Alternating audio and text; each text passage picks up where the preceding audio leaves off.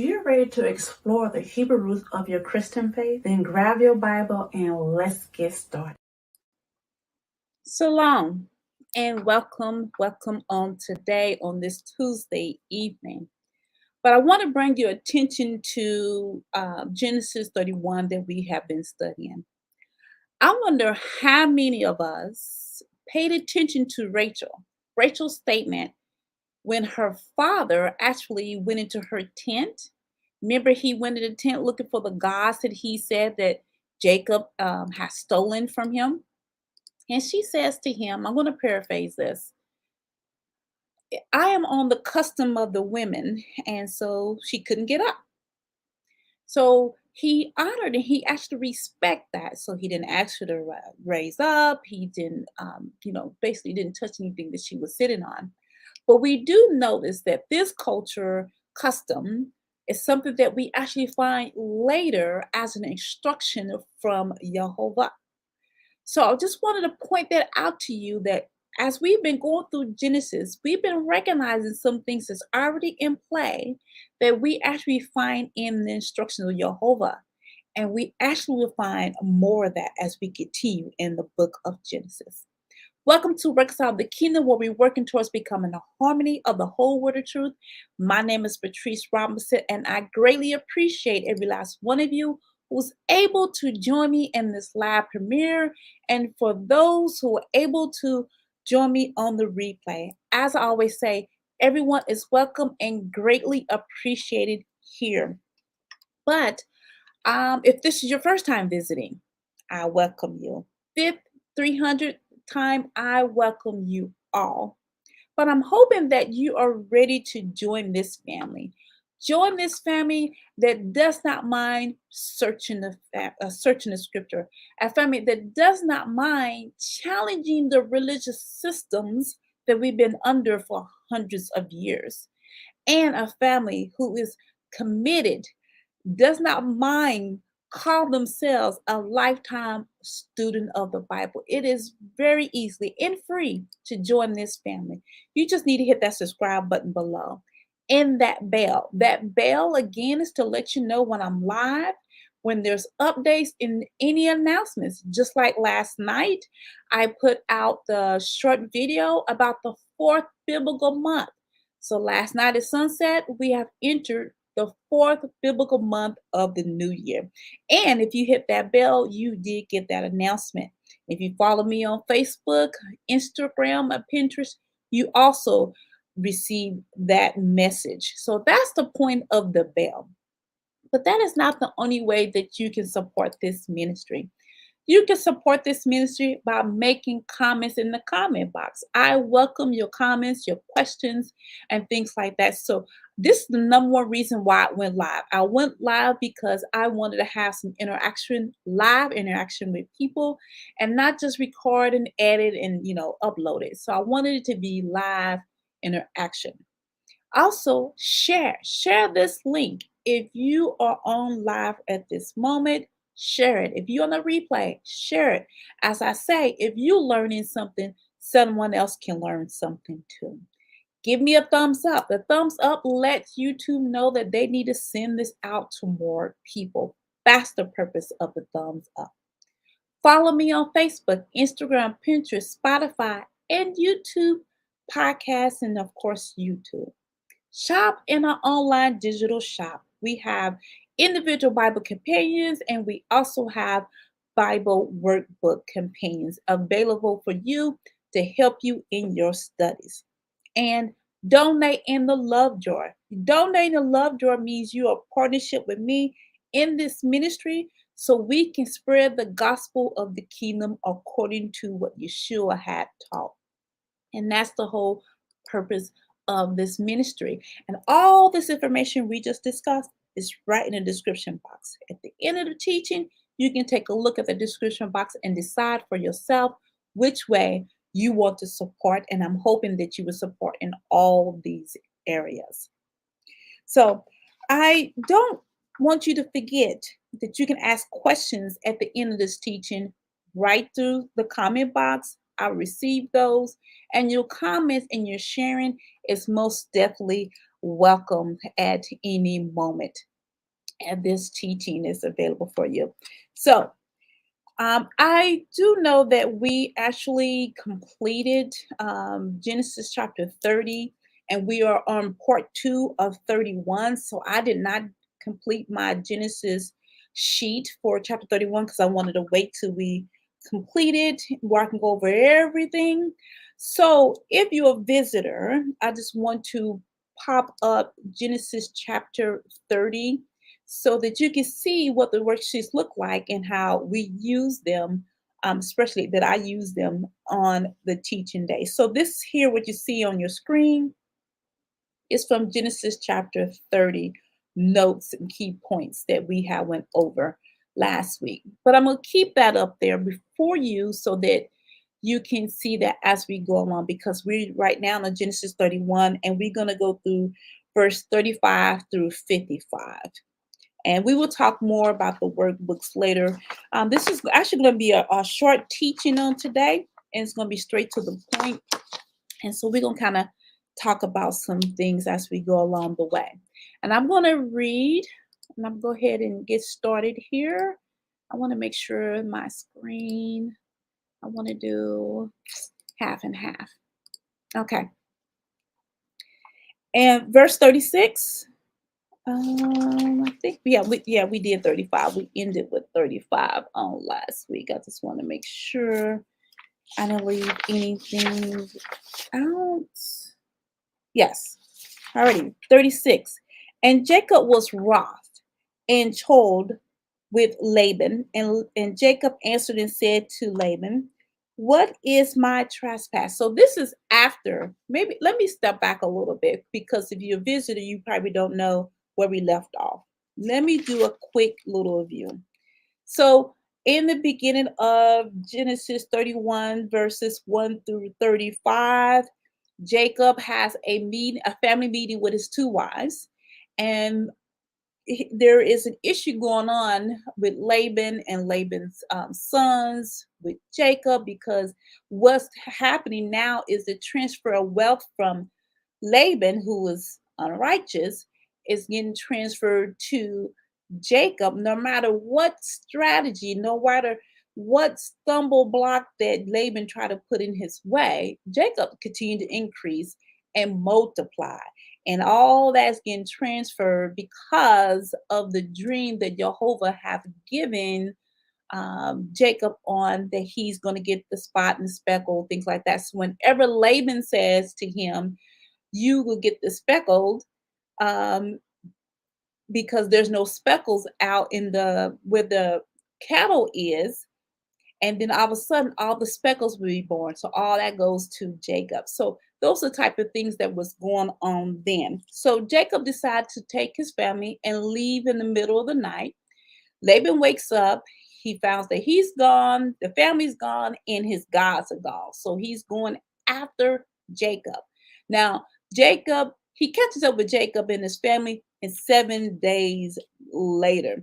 Now, before he reaches Jacob, Jehovah does come to him in a dream and tell him, "Be careful what you say to Jacob. Do him no harm."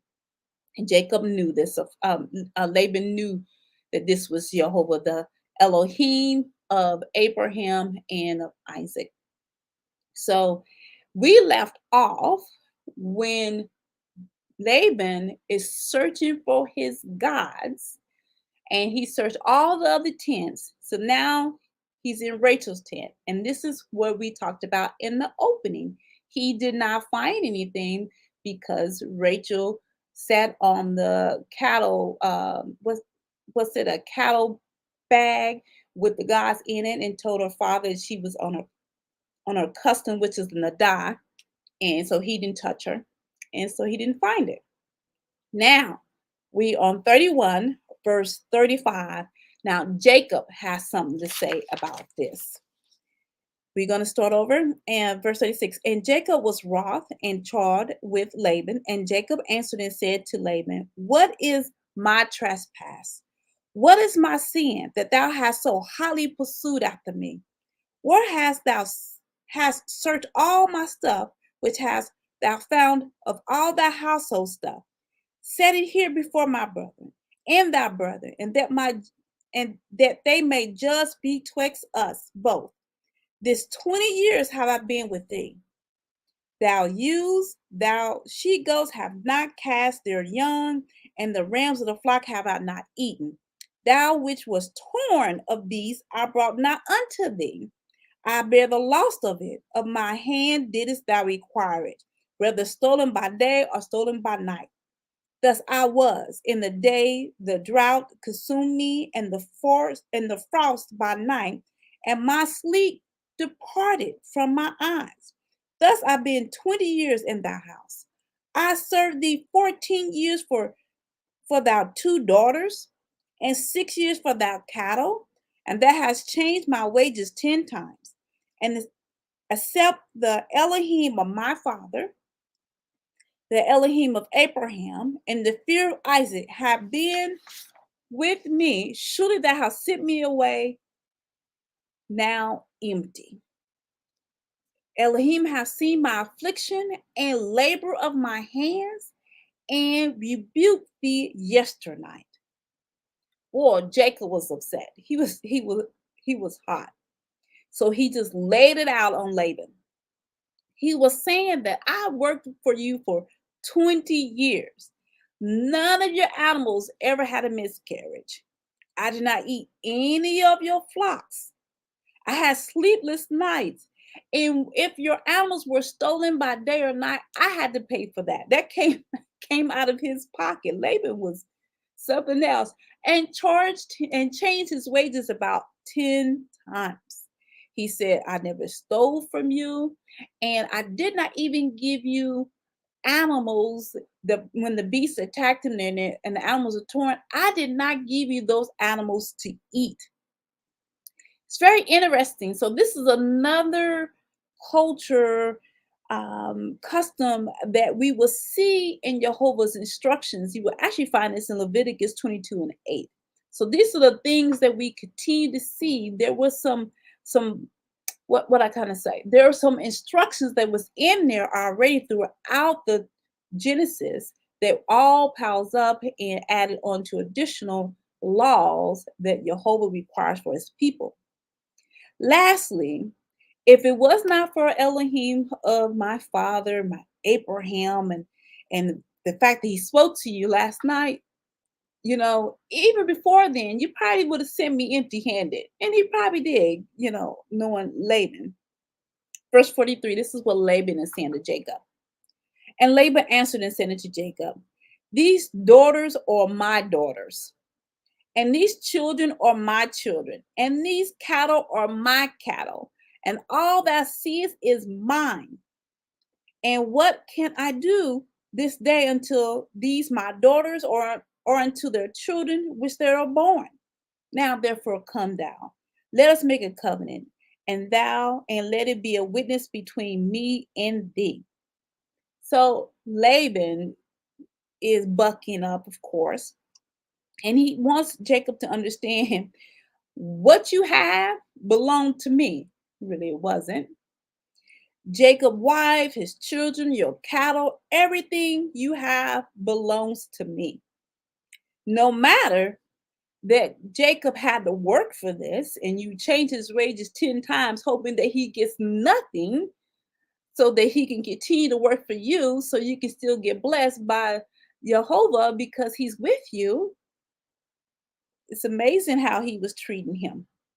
But Yehovah witnessed all this. He's seen all this that he was doing to Jacob, and end up paying Jacob for what he deserved. He blessed him and increased him. So we actually see this again in Egypt. All that affliction, all that trouble that the Egyptians and oppression and enslaved the children of Israel, they end up plundering Egypt and had all that repayment for this 400 years of being in bondage. So we will go over that once we get in Exodus. We're going to find out if it's exactly 400 years. But Laban was speaking about all this mess, but he knew he couldn't do any harm to Jacob because he heard from Yehovah. He knew he couldn't really get too disrespectful because he heard from Yehovah again, but he wants to make a covenant. So let's read about this covenant. Verse 45. Jacob took a stone and set up on a pillar. And Jacob said unto his brethren, gather stones. And they took stones and made a heap, and they did eat thereof on the heap.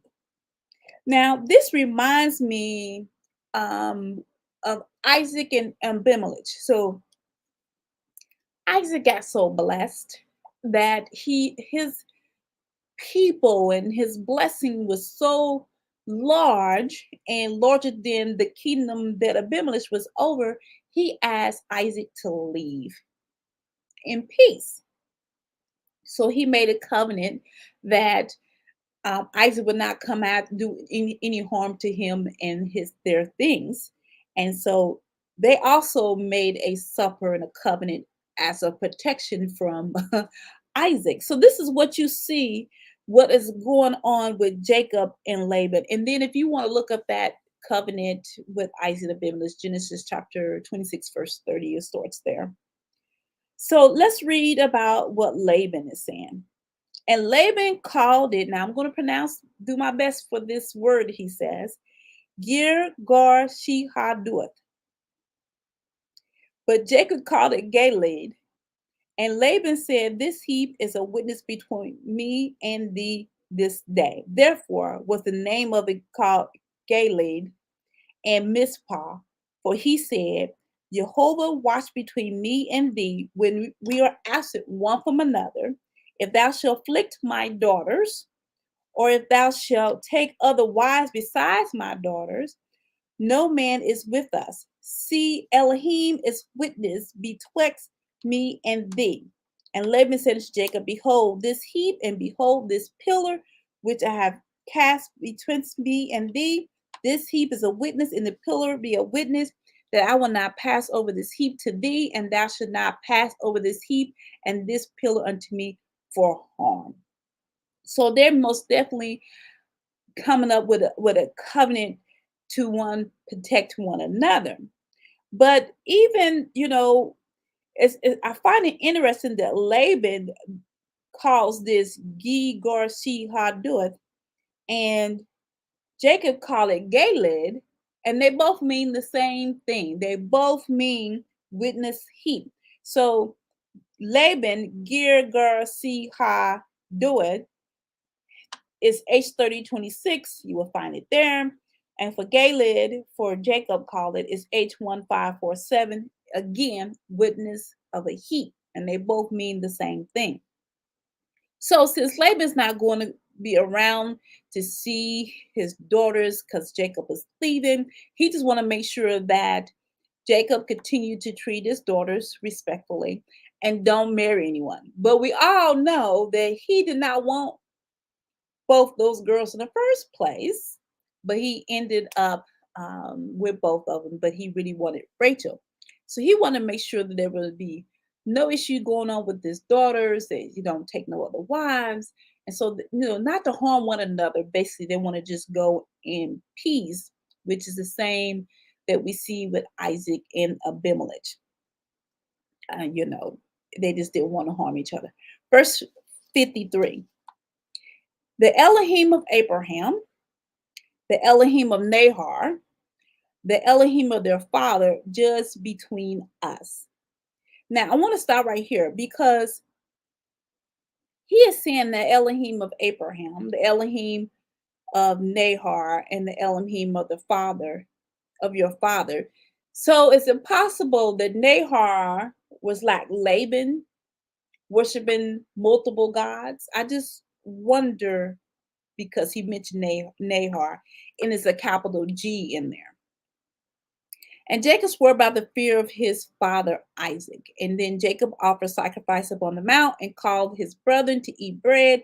They did eat bread, and they tarried all night in the mount.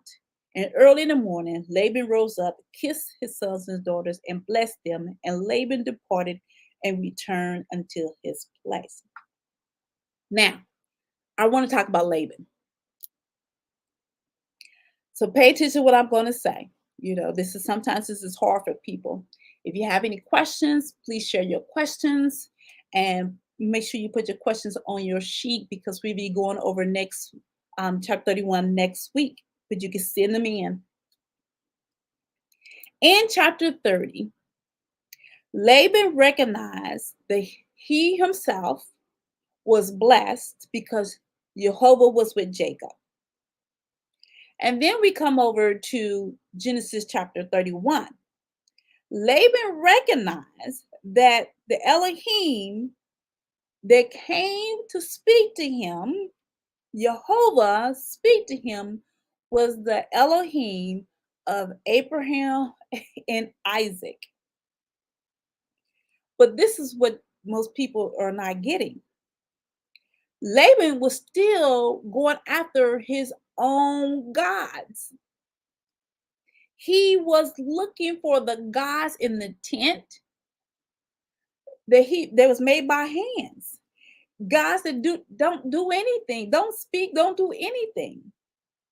So he was looking for the gods, which was more than one, that he was serving. We don't read anywhere in the Bible at all that Laban asked Jacob, how do I get connected to your Elohim? Remember, he witnessed, he's seeing it with his own eyes, how Jacob is a blessing to him because of Elohim was with him. But he doesn't ask, how do I get connected with your God? He doesn't seek after the Elohim of Abraham or Isaac at all. So what are you saying, Patrice? That we still have people like that today. They will see how God is on your side, and they're not going to ask about your God. They're going to keep moving on. They're going to keep serving their own gods. See, human behavior has not changed. It's the same over and over and over again. There were people who still would not want to serve Elohim because they want to do what they want to do, no matter what's going on in the world. And we see this yesterday. We see this all through the Bible. We see this all the way in Revelation. There's just some people who will not serve Elohim, Yehovah, or keep the testimony of Yeshua ever. I'm going to bring your attention to Revelation chapter 9, verse 20 through 21. This is after the plagues have been plagued upon the earth, and eventually we will get to the book of Revelation. Just want to give you this little snippet. And the rest of the men which were not killed by these plagues, yet repented not of the works of their hands, that they should not worship devils, idols of gold and silver and brass and stone and wood, which neither can see, nor hear, nor walk. Neither repented they of their murders, nor of their sorceries, nor of their fornication, nor of their thefts. Even after all of that, there still are going to be people who will not commit in the ways of the Yehovah, and would not accept the testimony of Yeshua. Now we have to be wise. We have to keep ourselves as disciples of Yeshua. Not only are we supposed to keep ourselves, we have to make disciples of other people. Now, those who will not accept you, those who do not want to hear it, those who just want to walk away and live their own lives, even if it's your loved ones, all you can do is pray. Dust your feet and move on. As much as it hurts when it's your loved ones, that's all you can do. Is put them in Yehovah's hands, that He'll wake them up, that He will send someone to them that they need to hear, and they need to hear the word from, so their eyes will be open. And that's a hard thing to do. And I know it's hard, but that's what we have to do on a daily basis. So if you have learned something, you're getting something out of today, don't forget again to hit that subscribe button and follow me again on Facebook, Pinterest, and everywhere else that we have spoken on today. But I want to get to these workbooks because right now we're in the book of Genesis, chapter 31. I'm going to show you the glimpse of it. But Exodus is actually in the shop already. So once we get to Exodus, I want us to start together and work on the book of Exodus. So what is these workbooks good for? To me, I'm going to keep my workbooks for my children and my grandchildren. Everything organized and in order for every book of the Bible. So I think in the shop, we have everything up to the book of Isaiah. Nope, I had to change Isaiah. So I think we have everything up to Second Samuel. So that is available for you. And on Saturdays, we are in the book of Judges. So I want you to purchase your book of Judges and join me on Saturdays. And then after Judges, we will be in the book of Ruth, which those books are already available in the bookstore. So today is not the Sabbath. You are most definitely able to shop every day except on the Sabbath, which is Friday sunset to Saturday sunset. I'm hoping that you respect and not go into the online digital shop at that time. So again, I pray that you will share this link. If you learn something, someone else can learn something too. If there's any questions you might need to ask me on the replay, you're welcome to do that. I address those questions myself. As always, man does not live by bread alone, but every word that proceeds out of the mouth of Yehovah. I pray that you have a blessed rest of the week, and I will see you on Saturday at exactly 10 a.m. Thank you.